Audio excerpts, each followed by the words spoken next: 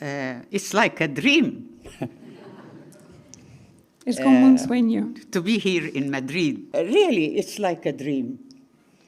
As if I am dreaming. And I am dreaming all the time. Since I was a child, I was dreaming to be a dancer, to be a musician, to be a pianist. I never dreamt to be a doctor. But I became a medical doctor to satisfy my parents. But still, it is very difficult to separate between science and art. This separation is false. It's fabricated. There is no separation whatsoever between creative art and creative science.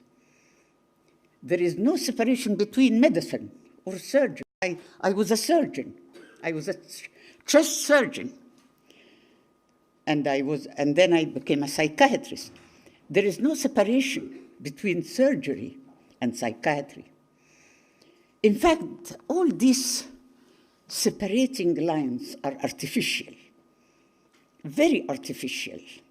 And I've been teaching when I was in exile and was unable to live in Egypt. I was teaching something I invented. I gave it the title, Creativity and Dissidence, the relationship between being creative and being dissident. And there is always this relation, to be creative and to be dissident. But what is creativity? It's not being genius. I don't believe in genius people. No, all of you are genius. All children are born genius. All children are born creative, but they lose their creativity by education. How the educational system, especially the religious education, whether Christianity, Judaism, Islam, Buddhism, all types of religious education, abolishes the creative power of children. I'll give you an example. Because some people think that feminism is something we learn. All children are born revolutionary. All girls are feminists. I became a feminist when I was a child. How? It's very simple. I had a brother who was older than me. And he was spoiled because he was a boy. And he was lazy in school, and he didn't work at home, but he had all the privileges because he was a boy. And I was the girl. I worked at school, very good at school, to satisfy my parents. And I was very good in the kitchen, working with my mother. But I received half of my brother. So I was angry. And I told my parents, why you are doing that? Why you are unfair? And you prefer my brother. So my parents said, because he's a boy. I said, so what? He's a boy. So what? And then when they are cornered, they told me, because that's what God said. So I started to be furious and angry. I went to my room and I wrote a letter to God. This was my first letter to God. And I told him, dear God, you are supposed to be fair. You are a symbol of justice. Why you are unfair to me and you prefer my brother? Of course, I didn't know the address of God. And so I kept the letter and then I burned it. I was afraid. But this is feminism. This is feminism, the courage and ability to criticize God, to criticize the father, the grandfather, the president, all power in heaven and on earth. I don't call it feminism. I call it humanism. humanism, because I am not fighting only for women's rights.